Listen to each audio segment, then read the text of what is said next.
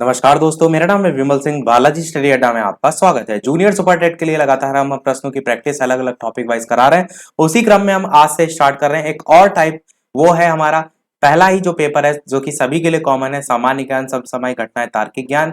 उसके अंतर्गत सामान्य ज्ञान जो आपका पोर्शन है, उसमें हम अलग अलग टॉपिक वाइज जो प्रश्न है उनकी प्रैक्टिस करेंगे। यहाँ पर अगर टॉपिक पर थोड़ा सा ध्यान दें तो भारत का इतिहास सबसे पहला टॉपिक है। तो इसी के अंतर्गत प्राचीन भारत का इतिहास आज हम टॉपिक ले रहे हैं, जिस पर आधारित कुल 40 प्रश्न हम आज के इस वीडियो में देखेंगे। और इन 40 प्रश्नों में लास्ट में 41 नंबर वाला जो प्रश्न है या कोई भी एक प्रश्न है हम आपसे भी पूछेंगे, यानी टोटल 41 प्रश्न हम यहाँ पर देखेंगे। तो चलिए स्टार्ट करते हैं आपका प्रश्न नंबर 1 से। टॉपिक का नाम है प्राचीन भारत का इतिहास। इसके बाद हम मध्यकालीन भारत पर जाएंगे, ऐसे ही हम आगे बढ़ते जाएंगे। सारी ये मेहनत आपके लिए की जा रही है, तो कोशिश कीजिएगा प्रश्नों को याद भी करते चलिएगा। तो पहला प्रश्न है, हड़प्पा सभ्यता का सर्वाधिक मान्यता प्राप्त जो काल है वो इन चारों ऑप्शन में से कौन सा सही होगा, ये आपको जो है वो बताना है। तो आप जानते हैं कि जो ये सभी समय अवधि है वो एकदम फिक्स नहीं है, तो अलग अलग लोगों के अनुसार अलग अलग है। पर जो कार्बन डेटिंग पद्धति है वो सबसे ज्यादा सर्वमान्य मानी जाती है। तो उसके अनुसार अगर आंसर की बात करें तो 2500 ईसा पूर्व से लेकर 1750 ईसा पूर्व आपका बिल्कुल सही हो जाएगा, जो कि कार्बन डेटिंग जो पद्धति है उसके अनुसार ये जो समयावधि है वो बताई गई है। तो बी वाला ऑप्शन सही हो जाएगा। दूसरा प्रश्न है, सिंधु घाटी की सभ्यता निम्नलिखित में से किस सभ्यता के समकालीन जो है वो नहीं थी। तो उसके समकालीन सभ्यता में कौन कौन सी थी, तो मिस्र की सभ्यता आती थी, मेसोपोटामिया की सभ्यता भी इसमें आती है, चीन की सभ्यता भी इसमें आती है, पर क्रीट की सभ्यता इसमें नहीं आती है। और प्रश्न में नहीं ही पूछा गया है, तो डी वाला ऑप्शन यहाँ पर भी आपका सही हो जाएगा। आसान सा प्रश्न था। तीसरा प्रश्न देखते हैं कि सिंधु घाटी सभ्यता के जो लोग हैं उनका मुख्य व्यवसाय क्या था। बताइए, व्यापार, पशुपालन, शिकार या कृषि में से सिंधु घाटी सभ्यता के लोगों का मुख्य व्यवसाय जो है वो क्या था। आंसर की बात करते हैं ऑप्शन एबीसीडी में से, तो आप क्या कहेंगे, उनका मुख्य व्यवसाय जो है वो व्यापार था सिंधु घाटी सभ्यता के लोगों का। इसकी पुष्टि किससे होती है, तो हड़प्पा, मोहनजोदड़ो और लोथल, इसमें पाए गए बड़े बड़े अनाज के कोठर थे, कोठरी जिनमें सामान जैसे इकट्ठा नहीं करते हम, तो वही जो है वो देखने को मिली थी। और साथ ही साथ जैसे बड़े बड़े भूभाग थे वहां पर जो उनका ढेर था उससे मुहरें प्राप्त हुई थी, एक रूप की लिपि प्राप्त हुई थी, और साथ ही साथ माप तौल के जो है मानकीकृत उसके भी अस्तित्व मिले थे। तो ये जो सारी चीजें मिली थी ये दर्शाती हैं कि इस समय के लोग जो थे उनका मुख्य व्यवसाय जो था वो व्यापार जो है वो था। तो आपका ए वाला ऑप्शन बिल्कुल जो है वो सही हो जाएगा। चौथा प्रश्न है कि जैन परंपरा के अनुसार जैन धर्म में कुल कितने जो है वो तीर्थकर हुए। चार ऑप्शन है, 20, 22, 24 या 14। जैन धर्म में कुल कितने तीर्थकर थे सभी जानते हैं, पहला आखिरी भी मैंने आपको बताया है। तो आंसर की बात करते हैं ऑप्शन एबीसीडी में से, तो सी वाला ऑप्शन 24 तीर्थकर सही हो जाएगा। जैन परंपरा के अनुसार जैन धर्म में कुल 24 तीर्थकर थे। पहले तीर्थकर का नाम मैंने आपको बताया था, यही टॉपिक वाइज में भी मैंने आपको पढ़ाया था ना, वहां बताया था। तो पहला तीर्थकर था जिनका नाम था ऋषभ देव। 23वां तीर्थकर था जिसका नाम था पार्श्वनाथ। 24वें तीर्थकर का नाम तो एकदम दिमाग में आपके बैठा होगा। 24वें और अंतिम तीर्थकर थे महावीर स्वामी, जो कि जैन धर्म जो है उसके अंतिम जो है वो तीर्थकर थे जैन धर्म के।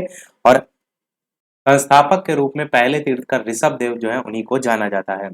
पांचवा प्रश्न है, बौद्ध धर्म ग्रहण करने वाली पहली महिला जो है वो कौन थी। बहुत ही बढ़िया प्रश्न है, महत्वपूर्ण प्रश्न है, पूछा बहुत जाता है ये प्रश्न। बताइए ऑप्शन एबीसीडी में से कौन सा जो है वो सही होगा। वीडियो को और लोगों के साथ शेयर भी कर दीजिए, और लोग भी आपके साथ साथ वीडियो को देखते चलें, प्रश्न की प्रैक्टिस करते चलें। तो यशोधरा, महामाया, महाप्रजापति, गौतमी और बिंबा में से कौन सा सही होगा। बौद्ध धर्म ग्रहण करने वाली पहली महिला कौन थी। आंसर की बात करते हैं ऑप्शन एबीसीडी में से, तो आपका ऑप्शन महाप्रजापति गौतमी जो है वो बिल्कुल सही हो जाएगा। बौद्ध धर्म के प्रचार का जो 5वां वर्ष था ना, उसमें बुद्ध ने जो महिलाएं थी उनको भी जो है उसमें संघ में शामिल करने की अनुमति प्रदान कर दी थी। और उसके बाद बौद्ध धर्म ग्रहण करने वाली पहली महिला थी जिनका नाम था महाप्रजापति गौतमी। ये महाराजा शुद्धोधन जो है उनकी पत्नी थी, और महात्मा जी जो है उनकी मौसी थी। अपने शिष्य जो थे आनंद, उनके कहने पर महात्मा बुद्ध ने इन्हें संघ में दीक्षित करने का निर्णय जो है वो लिया था। तो महाप्रजापति गौतमी आपका सही हो जाएगा। अगला प्रश्न है, बौद्ध धर्म ने समाज के निम्न वर्गों पर महत्वपूर्ण प्रभाव डाला। तो किन वर्गों पर यह पूछा गया है, निम्न मतलब इनमें से कौन सा जो है वो सही होगा। ऑप्शन एबीसीडी में से छांटना है। बात करते हैं आंसर की, तो आप क्या कहेंगे कि महिलाएं और शूद्र महिलाएं तो मैंने अभी ऊपर वाले प्रश्न में आपको बता दिया, तो महिलाओं के साथ साथ शूद्र भी याद रखिएगा। तो बौद्ध धर्म ने समाज में महिलाओं और शूद्र वर्ग पर महत्वपूर्ण प्रभाव जो है वो डाला था। और ये भी आपका उसी में ही याद रखिएगा कि 5वें वर्ष में जो बुद्ध है उसमें महिलाओं को संघ में शामिल करने की अनुमति जो है वो दी गई थी। और अगर बात करें शूद्र से संबंधित, तो बौद्ध धर्म में जो वर्ण व्यवस्था थी उसकी भी निंदा की गई थी, जो अलग अलग बांटा गया था। बौद्ध धर्म में कोई भी व्यक्ति शामिल हो सकता था, तो शूद्र इसलिए इनमें भी शामिल किए गए थे। 7वां प्रश्न है कि नागार्जुन कौन थे? बताइए इन चारों ऑप्शन में से कौन सा सही होगा। ग्रीक राजा, वैष्णव संत, जैन मठवासी या फिर बौद्ध दार्शनिक। ऑप्शन एबीसीडी में से आंसर की बात करते हैं तो आप क्या कहेंगे कि बौद्ध दार्शनिक जो है ये थे।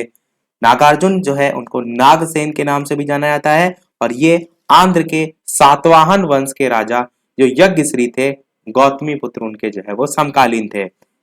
इन्होंने ही जो है बौद्ध धर्म, जो बौद्ध दर्शन है उसकी माध्यमिक विचारधारा का प्रतिपादन किया था, जिसे हम शून्यवाद जो है उसके नाम से जानते हैं। अगला देखते हैं 8वां प्रश्न। हर्यक वंश के किस शासक को कुड़िक कहा जाता था? बहुत ही अच्छा प्रश्न है। बताइए इन चारों ऑप्शन में कौन सा सही होगा। और वीडियो पसंद आ रहा हो, चीजें समझ आ रही हो, तो सभी लोग वीडियो को लाइक भी करते रहिएगा, ताकि इसी प्रकार अच्छे अच्छे प्रश्न हम आपको प्रैक्टिस कराते रहें। तो बताइए इन चार ऑप्शन में से कि हर्यक वंश के किस शासक को कुड़िक जो है वो कहा जाता था? बिंबिसार, उदयन, अजातशत्रु या इनमें से कोई नहीं। आंसर की बात करते हैं तो आप क्या कहेंगे? आपका सी वाला ऑप्शन जो है वो अजातशत्रु बिल्कुल सही हो जाएगा। देखिए हर्यक वंश जो है उसमें बिंबिसार जो पहला ऑप्शन दे रखा है, ये जो है वो संस्थापक थे। किसके थे संस्थापक? हर्यक वंश के संस्थापक थे। हर्यक वंश की जो राजधानी थी वो थी गिरिब्रज। क्या राजधानी थी? गिरिब्रज। छोटी की रा में छोटी की मात्रा लगेगी, गिरी। एक सेकंड, इसको हटा देते हैं साइड से। हाँ ठीक है, गिरिब्रज और राजगृह, ये राजधानी थी। बिंबिसार जो है उसकी हत्या किसने की थी? तो उसका पुत्र अजातशत्रु ने इसकी हत्या की थी। और अजातशत्रु जो है इसी का नाम जो है वो क्या था? उपनाम जो था वो कुड़िक जो है उपनाम था। ये भी बौद्ध धर्म का अनुयायी था, और मगध की गद्दी पर ये 493 ईसा पूर्व में जो है वो बैठा था।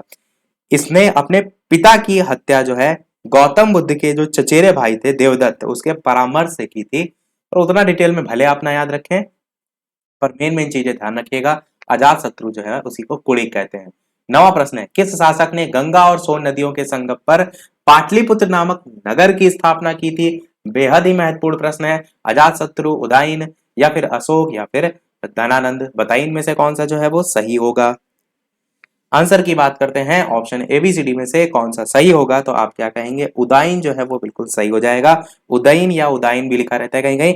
तो हरेक वंश के अजात शत्रु जो है उनकी हत्या किसने की? उसका जो पुत्र था वो उदयन। सीरियल किस टाइप से चलता है? सबसे पहले बिंबिसार, बिंबिसार का पुत्र अजात शत्रु, और अजात शत्रु के बाद उदयन। तो उदयन जो है वो अजात शत्रु की हत्या करके 460 ईसा पूर्व में बैठे। उदयन जो है ये जैन धर्म से संबंधित थे, जैन धर्म के अनुयायी थे। ऊपर जो हमने देखा था अजातशत्रु, वो बौद्ध धर्म के अनुयायी थे। ये जैन धर्म के, वो बौद्ध धर्म के। तो उदयन जो थे, इन्होंने ही गंगा और सोन नदियों के संगम पर जो पाटलिपुत्र नामक नगर है, इसकी स्थापना की थी। याद रखिएगा, बेहद ही महत्वपूर्ण प्रश्न है। और बौद्ध ग्रंथों में उदयन जो है इसको पितृहंता भी कहा जाता है। अजातशत्रु इनका जो पिता थे उनकी हत्या की, तो पितृहंता किसमें कहा जाता है? बौद्ध ग्रंथों में। पर ये उदयन जो है वो किसको मानता था? जैन धर्म को मानता था। तो जैन ग्रंथों में इसे पितृभक्त कहा जाता है। ध्यान रखेंगे दोनों, जैन धर्म ग्रंथ जो है उनमें पितृभक्त, और बौद्ध ग्रंथ जो है उनमें पितृहंता। 10वां प्रश्न है, उज्जैन का प्राचीन नाम क्या था? चार ऑप्शन है, अवंतिका, तक्षशिला, कान्यकुब्ज या धान्यकटक। इनमें से कौन सा जो है वो सही होगा। आंसर की बात करते हैं ऑप्शन एबीसीडी में से। तो उज्जैन का प्राचीन नाम था, ए वाला ऑप्शन, अवंतिका। अवंतिका को ही अवंती करके भी लिखा रहता है। ये पश्चिमी भारत का एक प्रमुख जो है वो जनपद था। साथ ही साथ इसके अंतर्गत दो भाग भी बटे हुए थे। अवंती के जो है वो दो भाग भी थे। एक जो भाग था वो आपका था उत्तरी भाग, और दूसरा जो भाग था वो था आपका दक्षिणी भाग। जो उत्तरी भाग था उसकी राजधानी थी उज्जैन। उत्तरी भाग की राजधानी उज्जैन थी, और दक्षिणी भाग की राजधानी महिष्मति थी। महिष्मति जो है वो दक्षिणी भाग की राजधानी थी।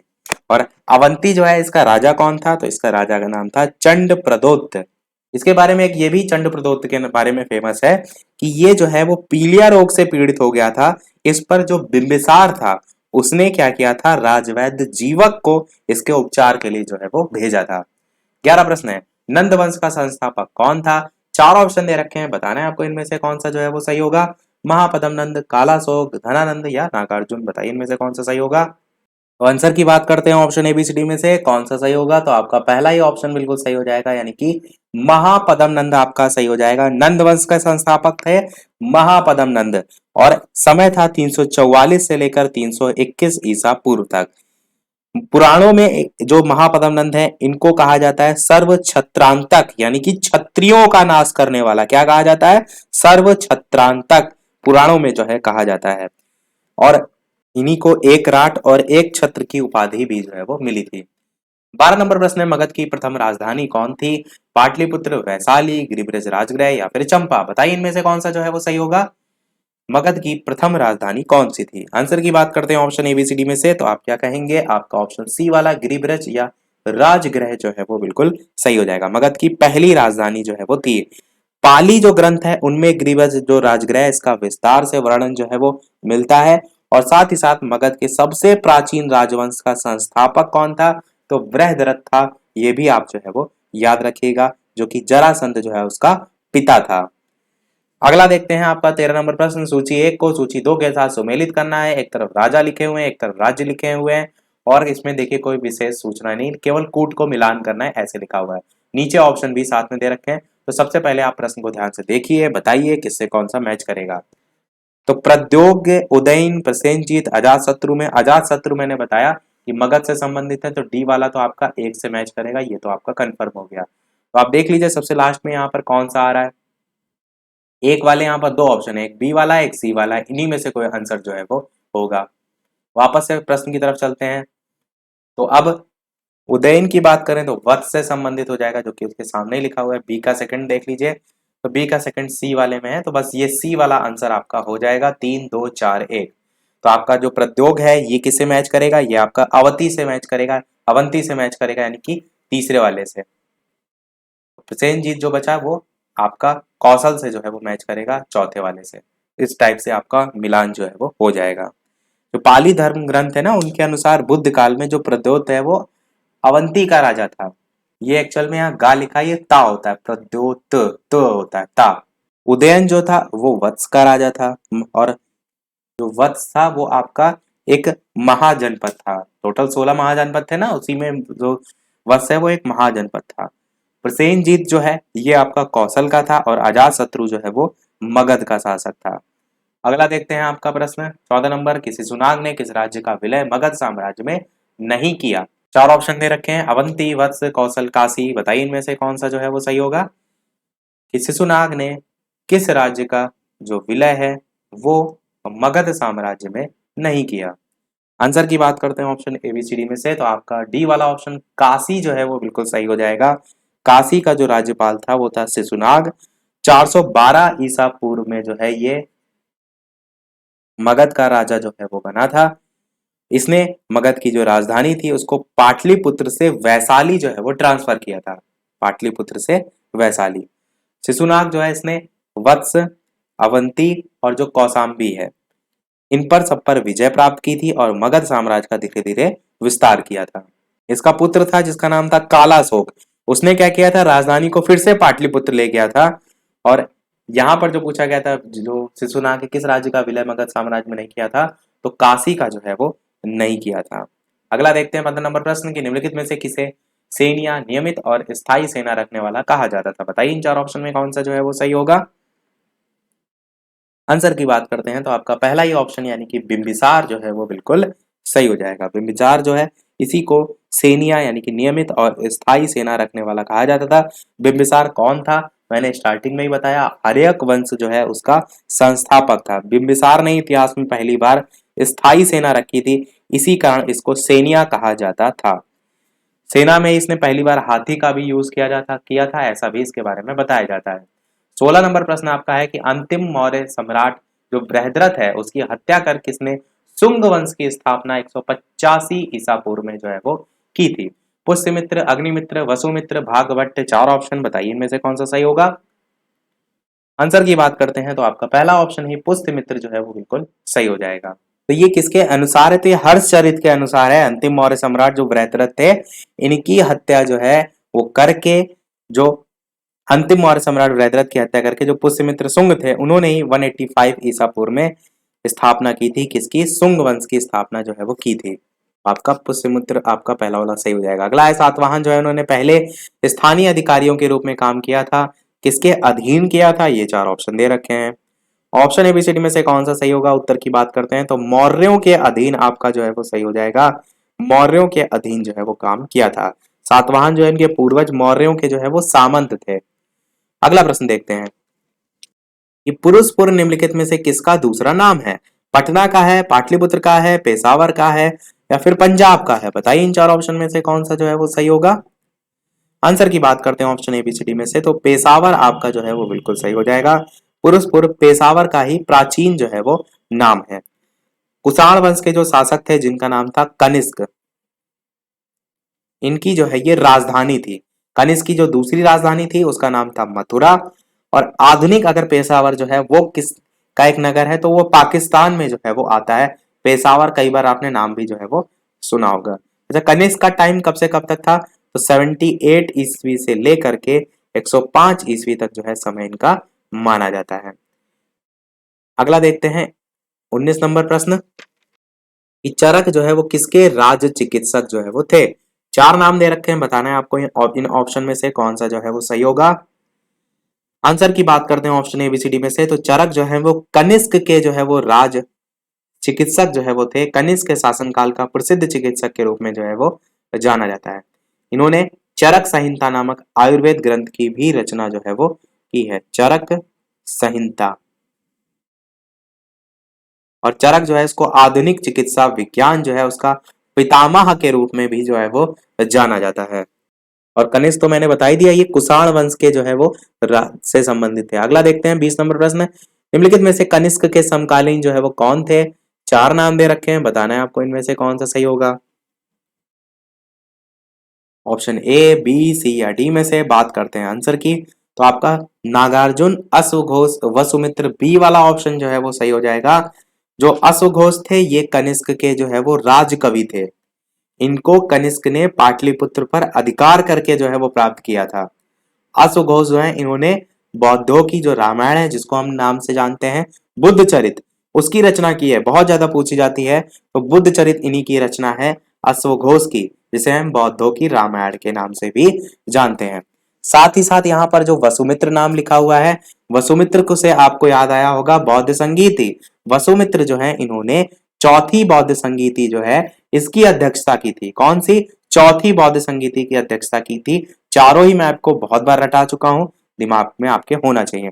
नागार्जुन की अगर बात करें, इनको भारत का आइंस्टीन कहा जाता है। इन्होंने अपनी पुस्तक जो है जिसका नाम है माध्यमिक सूत्र, उसमें सापेक्षता का सिद्धांत जो है वो दिया है। सापेक्षता का सिद्धांत किन्होंने दिया है, नागार्जुन ने दिया है। याद रखेंगे इतनी सारी चीजें। एक चीज मैं आपको और सलाह करूंगा कि एक बार में ये याद नहीं होगा तो कोशिश ये कीजिएगा इस वीडियो को दोबारा तिबारा देख लीजिएगा ताकि बार बार सुनने से चीजें आपको याद हो जाए। प्रश्न है आपका अगला, सातवाहन जो शासक थे उनकी राजकीय भाषा जो है वो कौन सी थी। पाली थी, प्राकृत थी, संस्कृत थी, इनमें से कोई नहीं। बताइए ऑप्शन एबीसीडी में से कौन सा सही होगा। आंसर की बात करते हैं ऑप्शन एबीसीडी में तो आपका प्राकृत भाषा जो है वो सही हो जाएगा। सातवाहन शासकों की राजकीय भाषा थी। इन शासकों के अभिलेख में ही प्राकृत भाषा का यूज भी हुआ है, वहीं से हमें जानकारी भी जो है वो मिलती है। अच्छा, सातवाहन जो शासक है उनके द्वारा एक लिखित गाथा है जिसका नाम है सप्त सती नामक पुस्तक। क्या नाम है, सप्त सती नामक जो पुस्तक है इसमें भी प्राकृत भाषा का ही उल्लेख जो है वो किया गया या प्राकृत भाषा में ही आप कहेंगे रचित है। ये जो पुस्तक है ना इसमें टोटल 700 जो है वो श्लोक हैं। टोटल 700 श्लोक हैं और सभी प्राकृत भाषा में ही लिखे गए हैं। अगला है निम्नलिखित राजवंश पर विचार कीजिए। सातवाहन हो गया, गुप्त हो गया, शुंग हो गया, चोल हो गया। आपको क्या करना है, इन राजवंश को सही कालक्रम सही क्रम में जो है वो व्यवस्थित करना है। अब बताइए कौन पहले आया कौन बाद में आया। इसके लिए आपको पता होना चाहिए समय। तो आंसर की बात करते हैं ऑप्शन ABCD में से, तो सबसे पहले आपका आएगा सुंग वंश, जो कि आपका 3 नंबर वाला, देखिए केवल डी वाले ऑप्शन में ही बस यही वाला आपका क्रम सही हो जाएगा। सुंग राजवंश जो है इसका समय था 185 ईसा पूर्व से लेकर के 73 ईसा पूर्व तक। उसके बाद आएगा सातवाहन वंश। सातवाहन वंश जो है ये 30 ईसा पूर्व से लेकर 250 ईसवी तक चला। देखिए ईसा पूर्व और ईसवी जब बोल रहा हूं तो इस चीज का ध्यान रखिएगा। सातवाहन वंश 30 ईसा पूर्व से 250 ईसवी तक चला। फिर आएगा गुप्त वंश का। गुप्त वंश आपका 319 ईसवी से लेकर 543 ईसवी तक चला। बाद में आपका सबसे आखिरी में आया चोल, जो कि 848 ईसवी से 1279 या 1279 ईसवी तक चला। ये एक थोड़ा सा एवरेज टाइम है, थोड़ा बहुत ऊपर नीचे आपको देखने को मिल सकता है, पर एक थोड़ा एवरेज भी आपको पता होगा तो इस टाइप के प्रश्न जो आएंगे वो आपका ले जाएंगे। अगला है सूची एक को दो से सुमेलित करना है आपको। एक तरफ आपको संवत लिखे हुए हैं और एक तरफ किस समय से गणना जो है उनकी की गई है वो लिखा गया है। बाकी केवल सूची एक को दो से मिलान करना है, ऐसे ही आपको हेडिंग लिखी हुई है। तो बताइए विक्रम संवत जो है उसकी गणना किस समय हुई थी।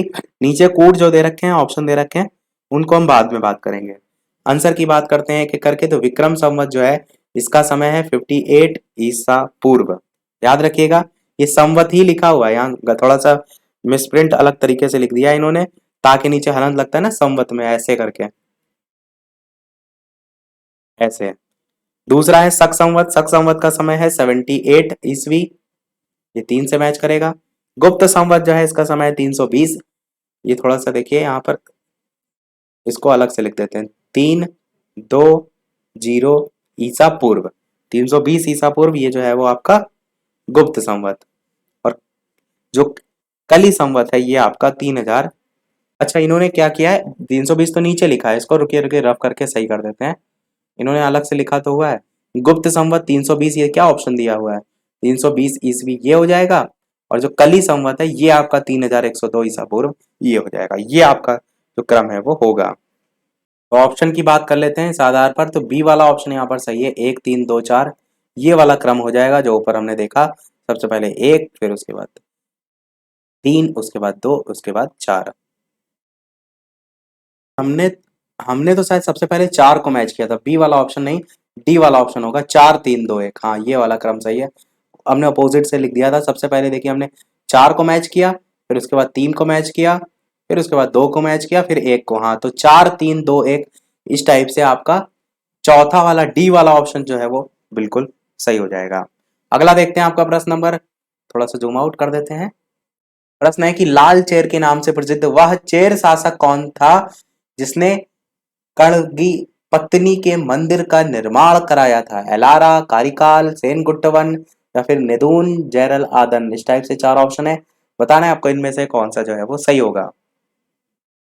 आंसर की बात करते हैं ऑप्शन ABCD में से, तो सेन गुट्टवन आपका सी वाला ऑप्शन जो है वो सही हो जाएगा। तो ये जो मंदिर का निर्माण कराया गया था ना, तो ये इनकी रानी चेरमा देवी जो थी, इनकी पत्नी थी शेर गुट्टवन की, उन्हीं की स्मृति में जो है ये मंदिर बनवाया गया था।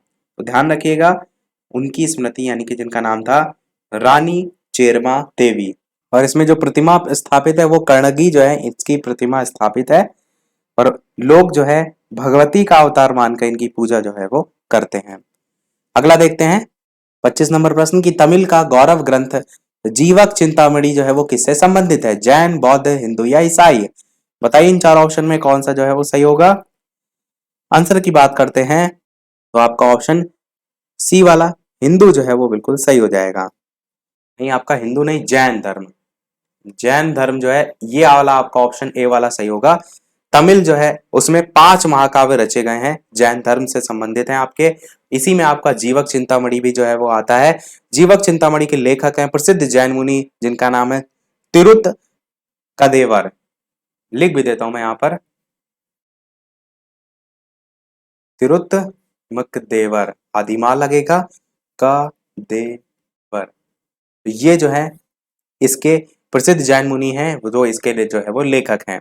ये जो महाकाव्य है इसमें 8 प्रकार के विवाहों का वर्णन जो है वो किया गया है, इसीलिए इसे मणन मणनूल करके भी जो है वो बोला जाता है। मणनूल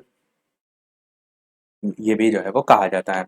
26 नंबर प्रश्न है, तमिल भाषा के शिल्पाधिकारम और मणिमेखलाई नामक जो गौरव ग्रंथ है वो किससे संबंधित है? बताइए। चार ऑप्शन दे रखे हैं, कौन सा सही होगा? जैन, बौद्ध, हिंदू या फिर ईसाई?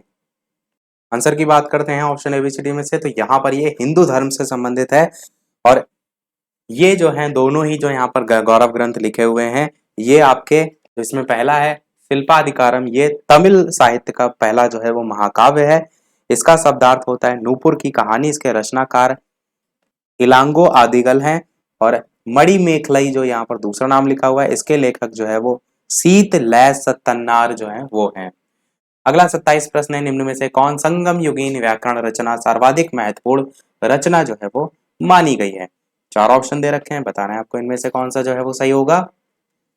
आंसर की बात करते हैं ऑप्शन एबीसीडी में से, तो आप क्या कहेंगे? तोलकप्पियम जो है ये वाला ऑप्शन सही हो जाएगा।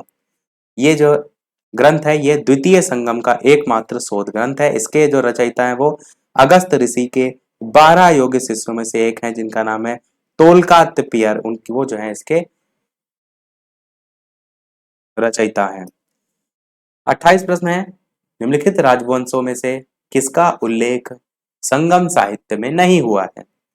बताइए इन चार ऑप्शन में कौन सा सही होगा। कुछ प्रश्न ऐसे हैं जिनके प्रश्न ऐसे हैं टफ है, तो उसमें डायरेक्ट हम आंसर की बात कर रहे हैं।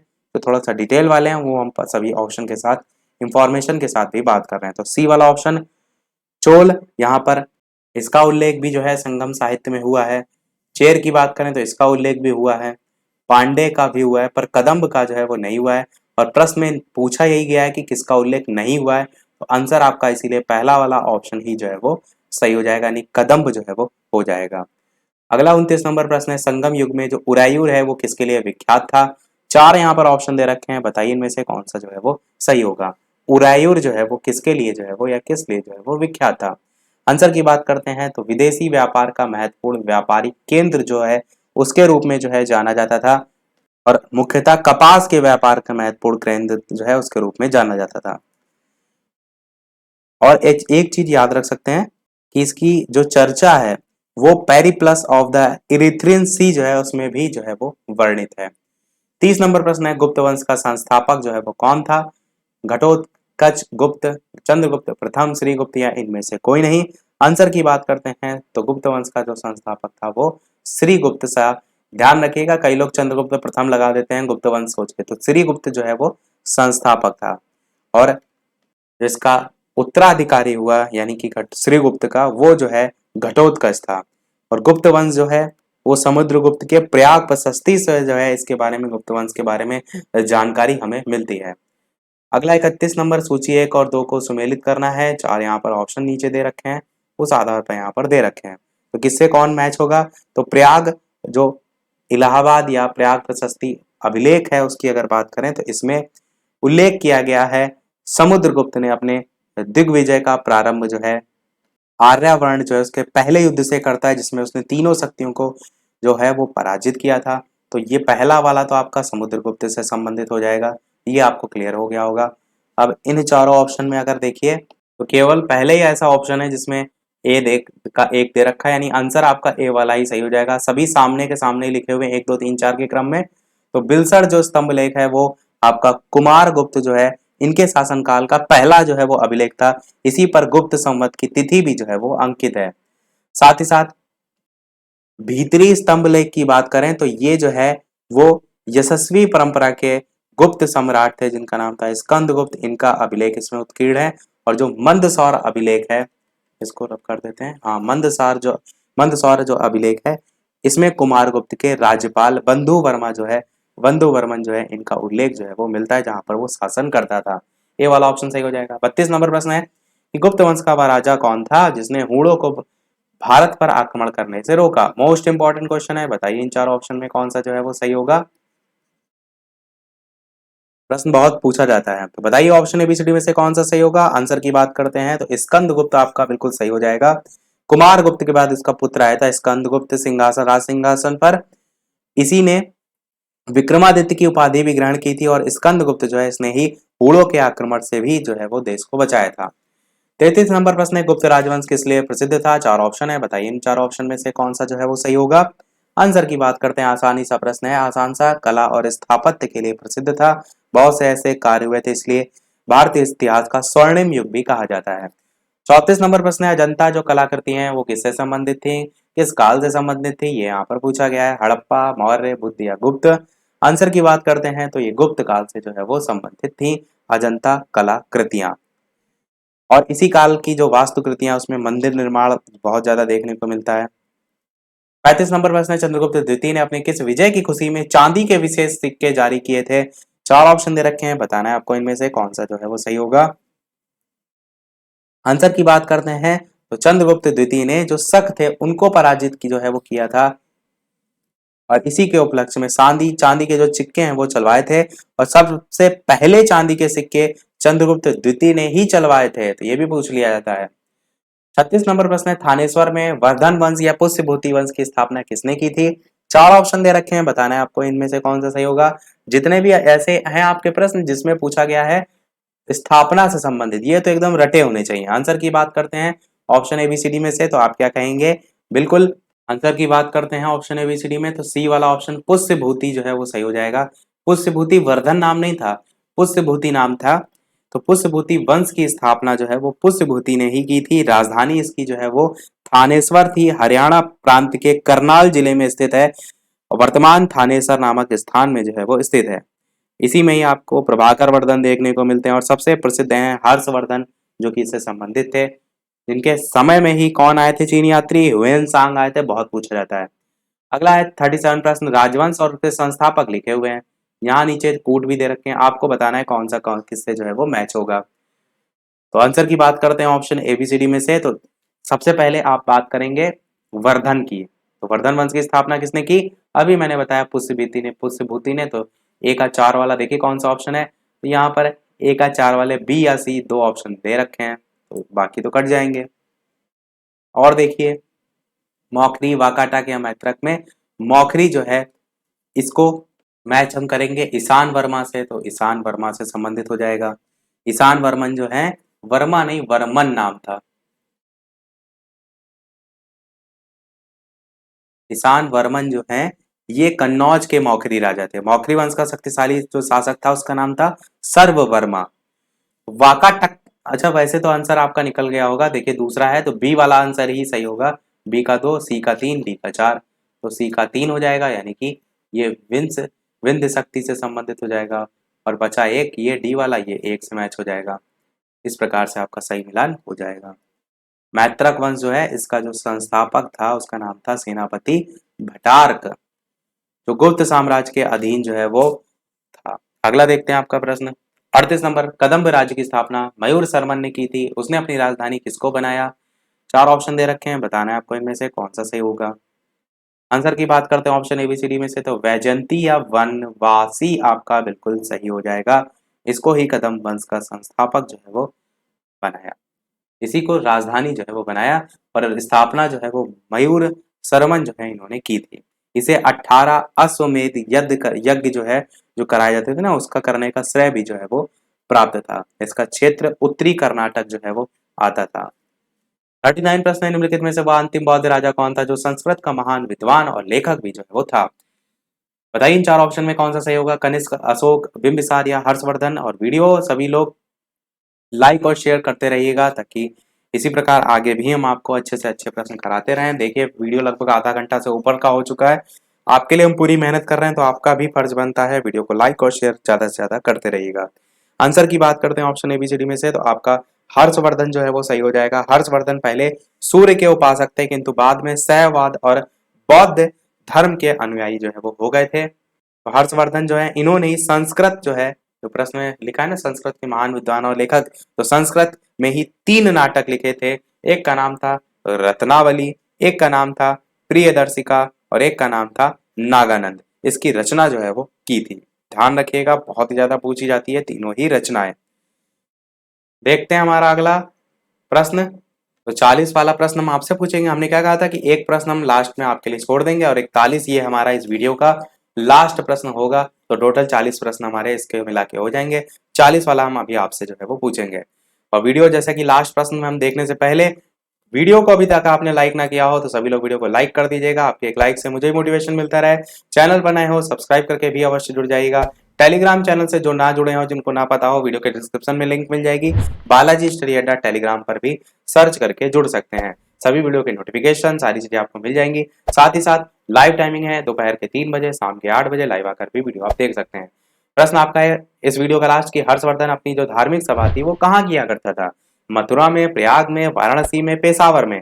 4 ऑप्शन दे रखे हैं, बताना है आपको इनमें से कौन सा सही होगा। आंसर की बात करते हैं ऑप्शन एबीसीडी में से, तो आपका बिल्कुल आंसर यहाँ पर प्रयाग जो है वो सही हो जाएगा। हर्षवर्धन प्रत्येक 5 साल के अंत में जो प्रयाग है, जो कि इलाहाबाद पहले नाम था, उसमें महामोक्ष परिषद नामक एक धार्मिक उत्सव का आयोजन करता था। यहीं पर वो दान समारोह आदि भी जो है वो करता था।